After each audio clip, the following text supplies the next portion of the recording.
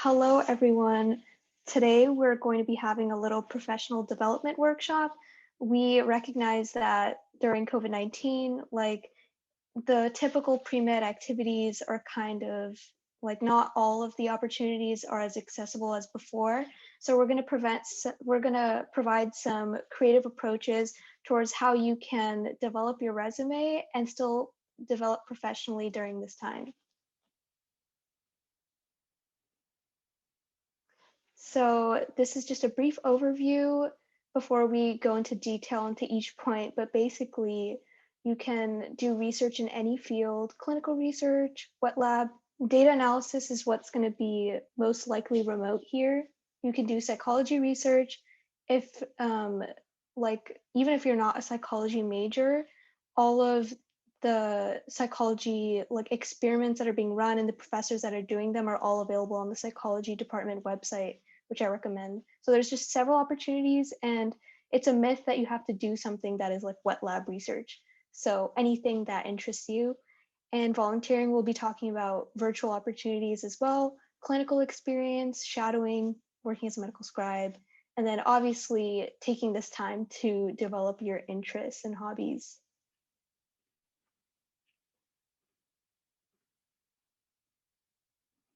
Oop.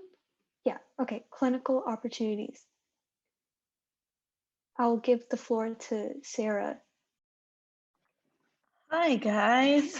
So these are some free virtual shadowing opportunities. And so just a note, I haven't personally tried any of these yet, but they do come recommended. So they're all free tuition, and for most of them, you can get certified hours by taking some type of quiz after you by taking some type of quiz after the Zoom shadowing takes place. You take a quiz, and then if you get like a certain percentage correct, then you can count those hours and consider yourself certified for those hours. And they each have slightly different formats. Some of them are set up at the same time every week, and you just show up and there's different cases each week that you can go over. But yeah, we'll at the end you'll get the link to this presentation so you can check out all the different sites and see which one might be good for you. But yeah, so those are some free virtual shadowing opportunities. And I also wanted to mention that these are opportunities that I wish that I, as a senior, had known were possible, but I didn't know that they were as accessible on the UCLA campus, like where I could go. But these are great opportunities for clinical experience, and this has been going on for a while, but especially during this pandemic climate, telehealth has been on the rise. And so instead of going to the hospital, you can also take advantage of telehealth opportunities from wherever you are. So all you have to do is go to the Scribe America website, and they will just list all of the job opportunities, and you just click apply and do that. So basically, some of these jobs require certification, others do not. This is a really great opportunity because you get to work with physicians, and basically a scribe just dictates the notes of what the doctor is saying, along with I think a couple of other responsibilities, but that's basically the quick rundown of what a scribe does. And you get paid, which is obviously, wow, great. We love paid opportunities. And then you can also become a medical assistant. Basically, you help in taking vital signs and performing office work in the hospital or in a clinic. And so basically, some clinics provide on-the-job training, but most of them require or prefer certification. So that's something to look into. And you can also become an emergency medical technician. There actually is an EMT course here at UCLA. The only thing is it's a pretty hefty sum of a registration fee for training. And there's a test that you need to take, like a national test. and you also get paid for this. And this is, a lot of people think that it's an amazing experience because you get a lot of like opportunities to like grow and mature. So definitely look into that. And then you can also become a behavioral technician, and you may need additional certifications for that. But basically, look into any of these opportunities if you want more clinical experience as well as a job. Um, and I definitely recommend the Scribe telehealth opportunities for those of you that want an opportunity that's safer and you don't have to like go in person. Okay, so research labs. I'm gonna give the floor to Kazra. Yeah, so for those of you who might still be interested in wet lab work, obviously, as Elisa said, there's there you could possibly find some remote work. But if you're still very passionate about wet lab work, I wanted to encourage y'all to consider your hometown's medical school and other research establishments that may be around in your hometown. Obviously, I mean, we all came to UCLA to be able to enjoy the research that's going on here and be a part of it, but if that's not a possibility for you, if you're not in LA, then I would definitely recommend doing this. And this is a great way to kind of increase your chances also at acceptance in your hometown's medical schools. And also, once you find your way in one of your hometown's lab, kind of all PIs know each other. That's what I've come to realize over the past few years. And once you come back to UCLA, they can definitely contact you with someone they know here, and you can kind of hit the ground running. And I wanted to say that this is totally possible. I mean, surely you have some summer programs that you can apply to, and they're more structured, but you can just go out of your way and directly contact PIs.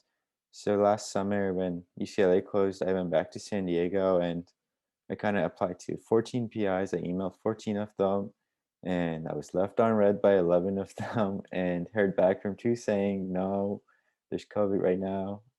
Can't do that. And then one said, yes, come over. So that's all I needed. I just needed one person to say yes. So I kind of encourage you to do that as well. If, if again, wet lab is some experience you're looking for. And on the next slide, yeah, so for a lot of you, I mean, whether if you want to apply to labs now or later on when you come back to UCLA, it's very overwhelming to kind of pick your first lab. You're like, okay, what do I do? You might have had a few bio classes, but not really been introduced to a specific scientific field yet. So I just wanted to share that it really doesn't matter what is your first lab, as long as you start somewhere. My own first lab was a biochemistry lab looking at phosphofructokinase, and I left it that summer and never looked back at phosphofructokinase. So it doesn't matter as long as you can get some experience and put it on your resume so that you can apply it to whatever you want to go next. Um, and I wanted to say, if you generally labs that are led by more senior PIs are good places to start. I mean, not always, but generally. Uh, and whatever lab you pick, you will most definitely or most probably develop interest as you go on and be more introduced to the field. So now is obviously the question of, if how to find a PI and how to contact them. And it's what they call cold emails.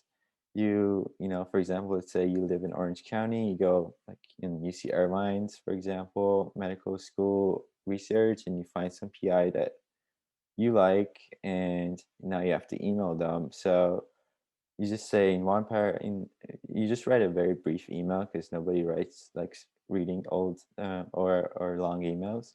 So just 3 paragraphs usually works. One paragraph is kind of introduce yourself. You say you're a UCLA student majoring in whatever you're majoring in, and you're probably going to stay in town until the end of summer. So you're looking for some research experiences, and then you briefly explain what makes you interested in what they do. So maybe you've heard of what they do in one of your classes, or you can also look up their publications to get some idea of what they do. And you also, in the last paragraph, they usually recommend ending it with maybe a question and you explain what you want from them, which is, a research assistant position, basically a part-time one probably. And emphasis again is on being brief. And it is also customary to attach a resume or a CV to this email that you send first. So anyone has any questions, you can definitely put it in the chat.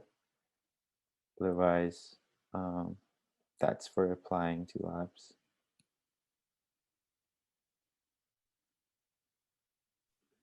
Okay, so summer opportunities. So there's so many things that you could do. You could, first of all, take the time to relax. You could take this as a moment to plan your upcoming year, organize your class schedule, look at your DARs, figure out kind of a rough idea of your year plan, what classes you need to take before the MCAT when you plan to take the MCAT. I just made like a Google Doc with like boxes and what classes I was going to take and everything till graduation. That was really helpful. I always recommend checking your DARs. And yeah, take the time to study for the MCAT, focus on that, look into research labs if you need to. If you're going to take the MCAT, obviously just focus on that. Yeah, draft emails to send, look for jobs in your area, pick up a new hobby.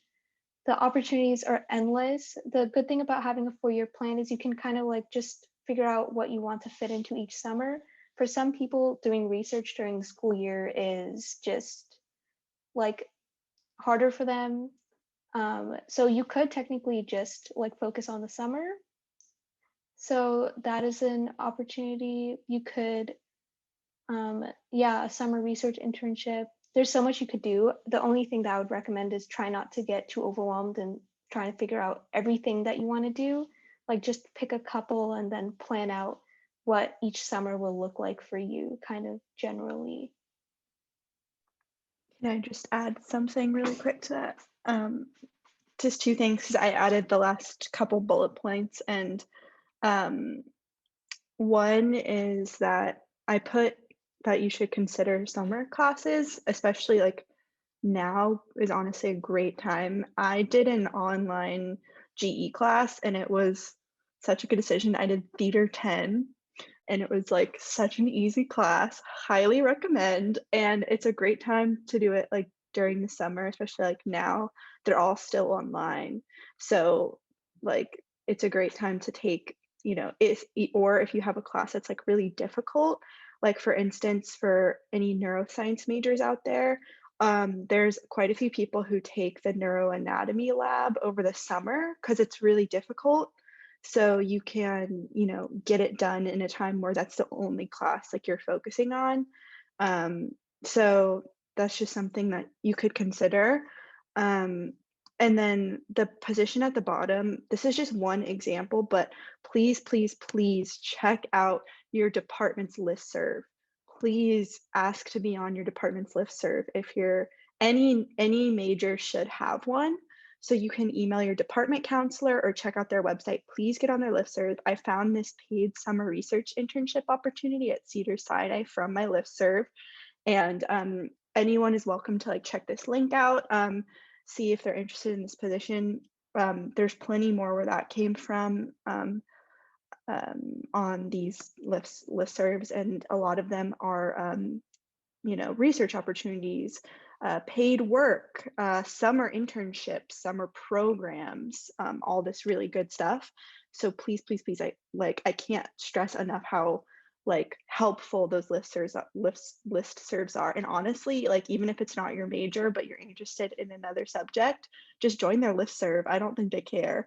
So, great thing to do. Please do that. Okay. Sarah, I just had a question because I guess I just never thought that I could get onto a different department's like listserv. Like, doesn't the neuro department send out a lot of like research opportunities? Yeah, neuro. So I'm a neuro major, so that's why I'm on their listserv.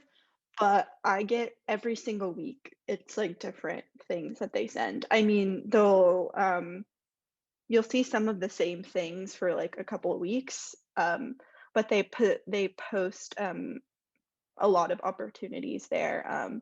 I saw there's also, like, for those of you who are closer to graduating, these listservs also oftentimes post potential bachelor.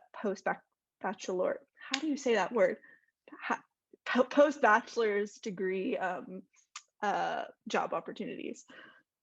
So it kind of has a large variety, and they'll also post like club events, people who are looking to recruit for clubs, all kinds of stuff. So it's a one-stop shop, truly. Highly recommend, check it out. If you want to know about the Neuro Listserv, you can just go to their the Neuroscience UCLA website, and you can just join from there, I think. But yeah. Thank you, Sarah. That was amazing. I didn't even realize that we could do that. Okay, so volunteer opportunities. So I just wanted to put these here. This is only a handful. There are so many. So I'm a part of Students Organized for Syria. Basically, we tutor refugee and immigrant populations in the LA area, so I wanted to drop that. We also have some members involved in the Bruin Tutor Network, and there's also quite a few volunteer opportunities all on this database, which we have linked here. So basically, Zoom tutoring is a really great option, and it shows that you want to help, like, serve, and it's also pretty easy to just put into your schedule and develop a connection with a student that could use some help. So I definitely recommend Zoom tutoring. And there's also virtual health fairs. If you were very passionate about community outreach and you're like, what can I do for community outreach? There's a club called Medical Experience Through Service in Healthcare, and they have a project called Project Health Fair. And every quarter they organize one health fair. And there's a lot of other community health organizations here at UCLA, and they also focus on health fairs. And I think a lot of them have also switched to a virtual platform. So I guess another that I could mention here is the UMA Volunteer Project, for any of you that have heard of it. And then obviously, like medicine and art, we have some cool opportunities. Our music therapy committee is doing, they're creating music for nursing homes and healthcare facilities. And our art therapy committee is creating videos that we will send to the hospital and to the Expressive Movement Initiative. So definitely you can find a way to, I guess, do everything on Zoom. Like, it's definitely a possibility.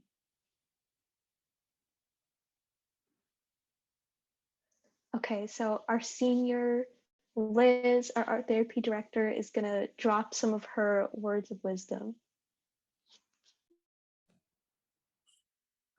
All right. Hi, everybody. I hope you can everyone hear me okay?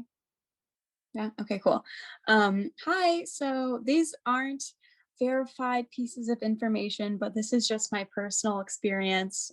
Speaking from personal experience, advice that I have for anyone who's trying to look for opportunities during COVID or just opportunities and as an undergraduate in general. I have somehow weaseled my way through the system in a way that has allowed me to get these opportunities without having to strongly compete with others or apply to some club 700 million times or put myself at immense risk. So I highly recommend these. So in terms of COVID related activities, or just anything during COVID, I personally suggest you do something COVID related.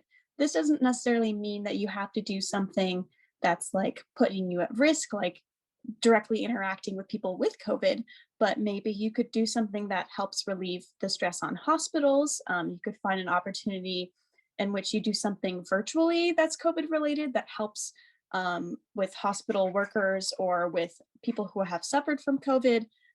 For instance, as those in art therapy know, I do thumbprint paintings, and Apurva and Shuyi also do thumbprint paintings with me for patients who have passed away from COVID and other diseases in the ICU.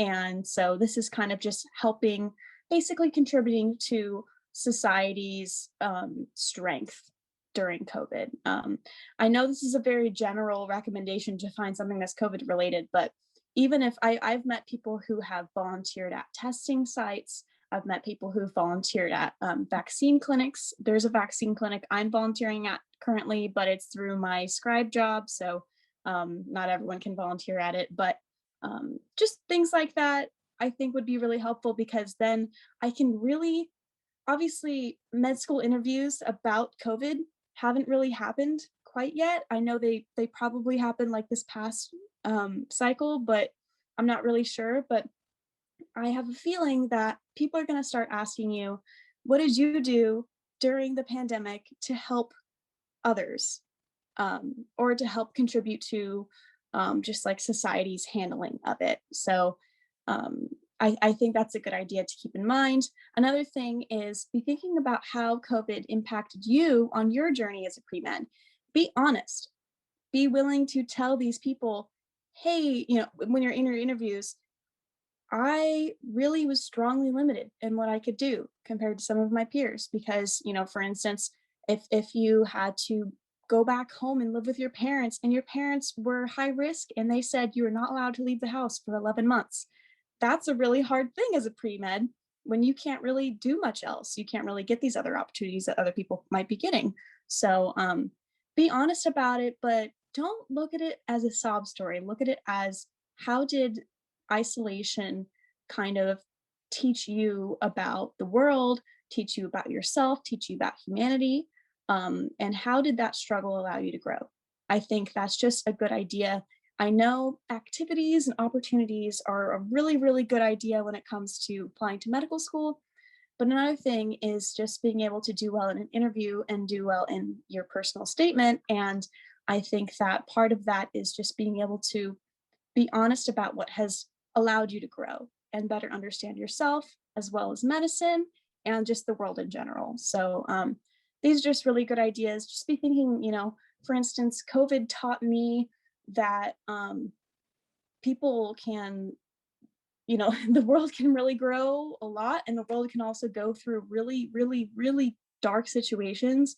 And those who are able to keep us strong during those are the people who we need most. Something that has taught me has been that none of my problems actually are as big as I think they are because, we're going through such an insane thing.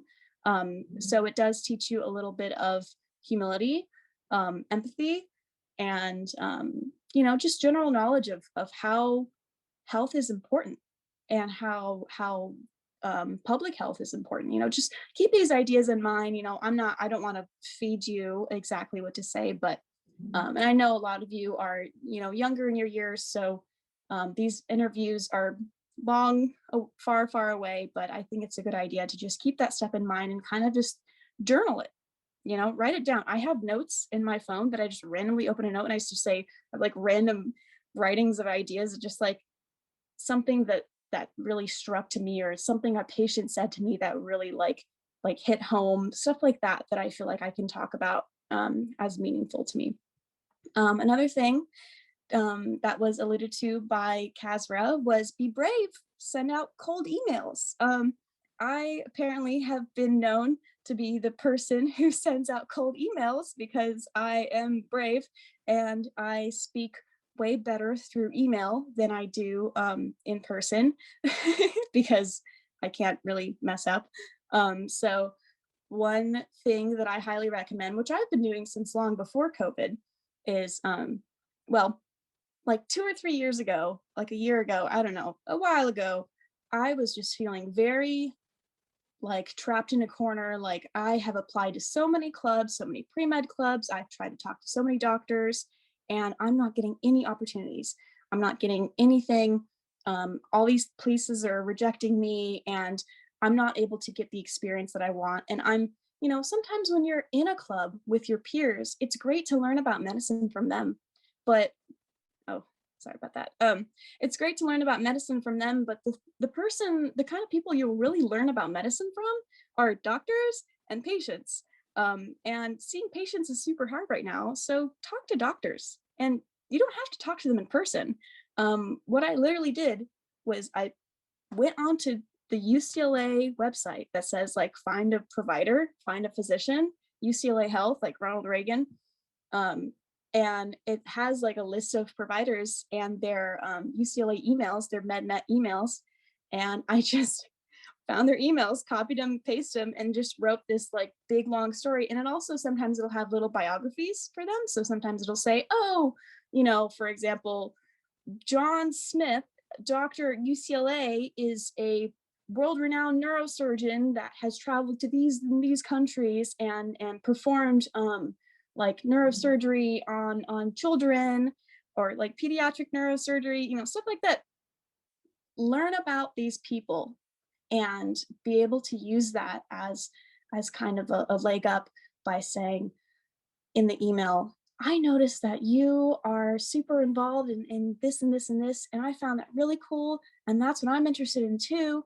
And I would love you to be my mentor. I would love to just speak to you more about what you're doing. We could meet over Zoom or possibly socially distance if they're like in the area, but we could just send emails, anything. And surprisingly enough, I mean, doctors are humans too. They're just like you and me. They see that stuff and they get flattered. They're like, hey, that's really cool. Sure, I'll talk to you about my job. I don't have, like, why not? And seem excited, because you are excited. So that's what I did. I sent that to like a couple years ago. I sent out an email over the summer to 6 different physicians at UCLA, and I got responses from 3 of them saying, yeah, I'll be your mentor. I'll tell you anything you want to know. So it actually works. And I know it's like scary and kind of weird, but it works, and you can learn a lot from people. I've had a lot of people be really kind to me, and it's allowed me to have connections. That's another thing too, is having connections has been like the main source of me getting these opportunities, especially during COVID. So moving on. Oh, also just to go back to that point and touch up on it a little bit. I even had UCLA professors too. I had a professor last quarter in my anthropology course. It was like a neuroanatomy for anthropology students. So it was like neuroanatomy, but it was like different. Anyway, and my professor, I just loved the class. My professor was really, really cool. And he spoke in a really interesting way. And he even spoke about art in the brain. And I thought that was really cool because that's my kind of stuff. So I just sent him an email and was like, hey, by the way, I really appreciate the way you teach this class, and I want to know more about what you think about art in the brain, stuff like that. And he totally ate it up and was like, yeah, I in fact, I'll give you a research opportunity. Here you go. Do research for me and I'll tell you more. I wasn't even asking for a research opportunity and he gave me one. So being able to have that little bit of advantage by having someone as your professor is especially helpful. I know that's hard if you're an undergrad and you don't really have any neuro professors yet, or even if you're not neuro, if you're an undergrad, you don't have any like MIMG, MCDB, etc. professors yet. It's still good to like look for them, find those connections, meet people virtually. It works. Another point I wanted to make is look into programs outside of UCLA. I absolutely love being a student at UCLA, but I think some of their opportunities in the hospital itself are a little bit limited just due to like, bureaucracy, it just being like lots of layers of security and HIPAA, and obviously HIPAA is always a thing, but you get what I mean.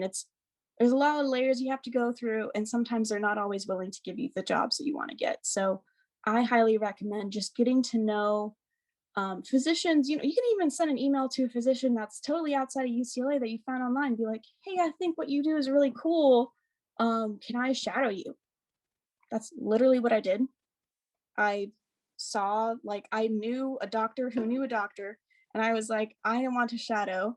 And so she gave me his number, and I just said, I called him up and said, hi, I think what you do is really, really cool. And I was just wondering if I could shadow you.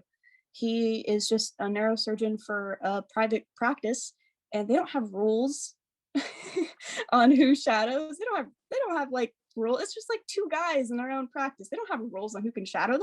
It's a lot easier than UCLA. where you literally can't get shadowing unless you're like in certain clubs. So he just said, sure, come in. Even during COVID, came in with a mask on, kept my distance, and was able to shadow. I understand this is like a lot harder if you're not in the area, if you don't have transportation, but there are still a lot of other opportunities you can get just to get to know these people. And there's a lot of just layers that you can get through by going outside of the UCLA system.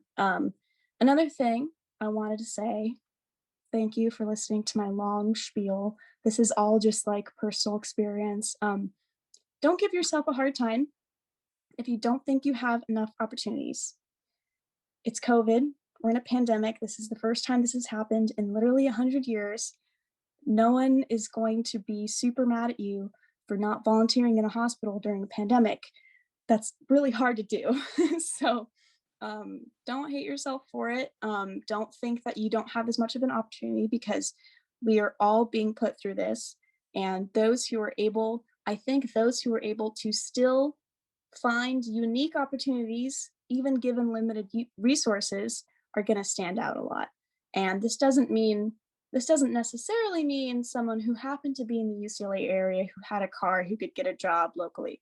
This also means someone who said, you know what, I'm stuck at home with my parents and I haven't left the house in months, but I have a computer and I can email whoever I want, and I can talk to them, and I can have Zoom calls, and I can do virtual research, and I can have those conversations and get to know more about medicine and get to know more about myself as a pre-med through that just as easily. I think it's those who have that, who take that initiative, that will really stand out.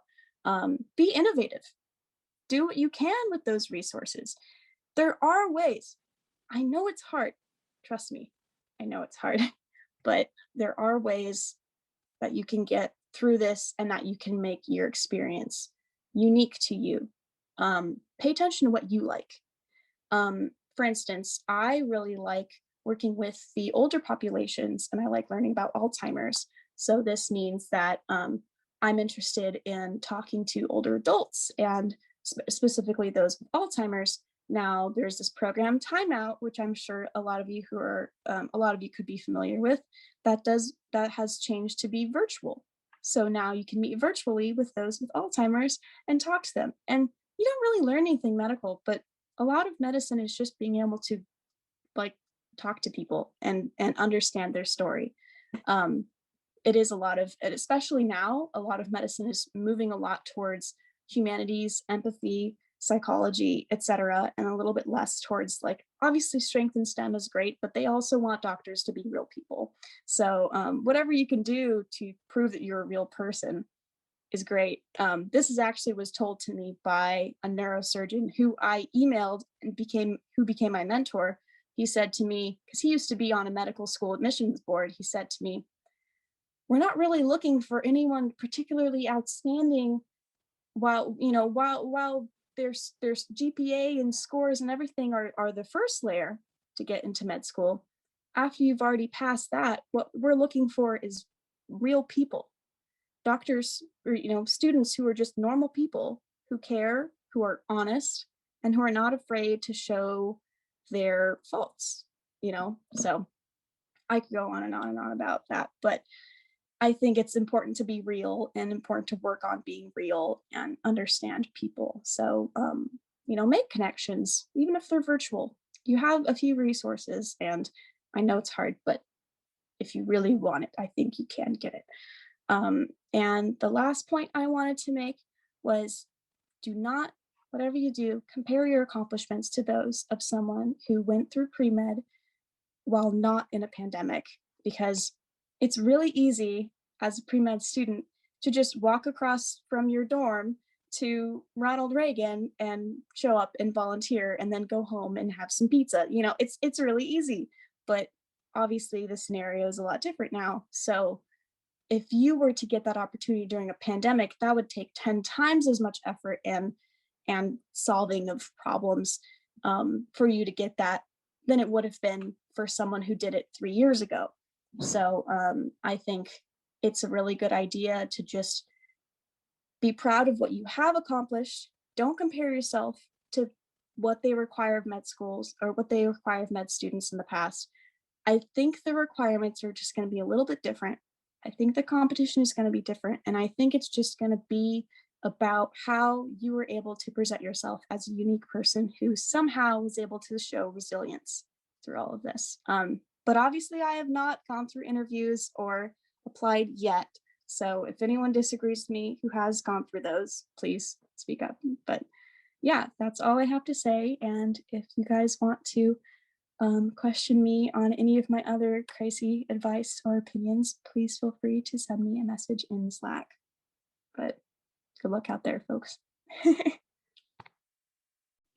I just say, every single point that Liz said was the most beautiful, nuanced, like golden guide. Like, screenshot this slide. Like, I'm so happy that this is recorded, because like literally I could like go on for ages. Like what you said about like all they want is humans in medicine is honestly, I think the hardest point for even me to understand as a pre-med is like, everyone is out here checking the boxes, but like what does your story say about how you can help, someone in pain, and how you can connect with another person? That's so vital. And like definitely the be brave. I wish, like, Liz, I had like someone like you, like an upperclassman, had told me as an underclassman that like, oh, I can literally just email anyone, like, and like the worst thing that they're gonna say is like no, or they could be like, oh, actually, I'm busy, this other person might know. And like honestly, like outside of UCLA Health, there's so many other opportunities like that are nearby and in the area. So, oh my God, perfect. Words of gold. Thank you so much, Liz.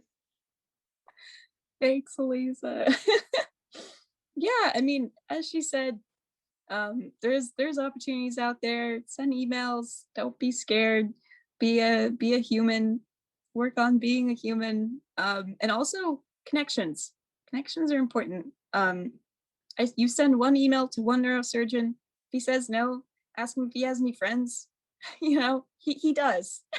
He probably, or she has friends. Ask him if they have any friends, and maybe they'll be like, yeah, this guy, he's bored. And then email that guy, and then that guy will be your new mentor. And then you can just like have Zoom meetings with them and like get to know them over coffee and talk to them about the brain. That's that's what it's a lot easier than you think. Doctors are real humans. And I think one point to make is, if you want to apply to med school and you want to become a doctor, you have to show them that you're a real human. In order to understand that, you have to also view doctors as real humans. So it kind of goes hand in hand. So don't be afraid of doctors. Talk to them. Realize that they're a lot more similar to you than you think. And then you yourself will also become the real human that they're looking for. So, word. I just like wanted to mention like a point that you had mentioned earlier, Liz. Like, you're definitely 100% on point with medical schools are going to ask you like, how did this pandemic affect you personally, because everyone's situation has been so vastly different, and like our responses, our reactions to it have been so different, and it's been a time of activism and advocacy on a whole new level like this past year. So like even in essays in the secondary application, after you submit your personal statement, I applied last cycle, and they did ask like, how did COVID-19 affect you? Like, how did this change your view of medicine? Like and this will definitely come up again more so this year. People will ask you if you applied through DO programs to the ACOMAS application, they have a whole like another essay portion that you send in with your personal statement saying, how did COVID-19 affect you and your opportunities? So like you really will have a lot of space to talk about exactly how this addressed you. It's really important to note down how, like, definitely journal like how this affected you, and think, like sit and think about like what you would want to do to like kind of contribute in your own way. So like maybe like not even for medical school, for your grandkids or like your friends when you're older, like you can tell them like, I lived in the pandemic and this is what happened and this is what I did.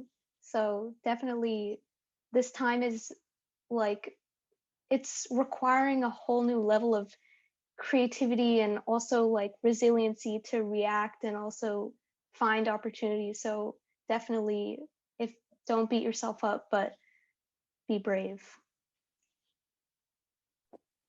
Yeah, sometimes I even think to myself, like, in 20 years when I have kids, my kids are gonna be like, "Mom, you went through a pandemic.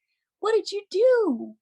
And um I I don't want to say like, "Oh, sat in bed all day and was sad," because I mean, I've had those days. We all have. But it's important to also have days where you can be proud of yourself for what you can accomplish when the resources are limited. So take advantage of it. Be like, this is what I did during a pandemic. And I know it wasn't as much as I would have been able to if I wasn't in a pandemic, but at least it was something. And it meant something to me. And it meant something to my journey. Your journey has not been paused. It's just been kind of like shifted, but it has not been paused because of the pandemic. I know that's hard to think about because obviously a lot of stuff has been paused and postponed, but it's just kind of you've been tested, show them how you can succeed on that test. So yeah. Liz, like one last thing, like, because this was a lot of information, like lots of pieces of gold, and I like don't want any of us to lose it. If you were to like recommend like one like piece of homework or like a couple of like things that we should do, like especially for our underclassmen here, like what would you recommend? Like send out an email, find a mentor. I would say if you're pre-med and you don't have a doctor in your life, just even if they're like an acquaintance, you should get one. Whether it be like a friend of your family or send out an email to a stranger and start talking to them and sending emails over weeks and weeks and weeks of time. And now they become your friend or at least someone who you can trust in to give you advice.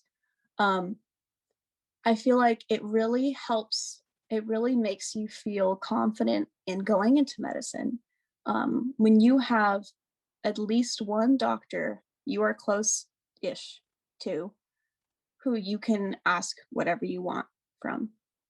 So if you don't have at least one doctor, whether they be a DO or an MD or an OBGYN or a general practitioner, anything,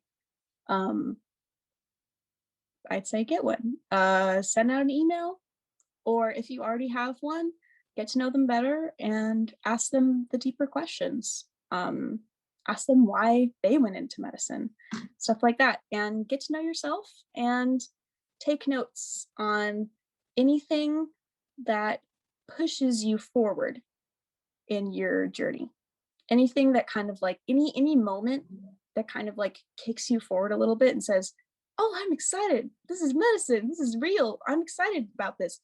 Write it down. Write down how you feel. Write down what made you feel that way, and keep it in mind and kind of like use it as your kicker. So that's what I would say to anyone who is who anyone. That's your homework. I know it's a lot, but that's your homework.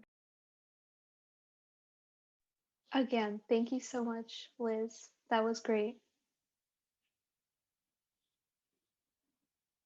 I also just wanted to mention we have this amazing resource available to us, which is the UCLA Career Center, and they have a pre-health website, which I will drop the link for.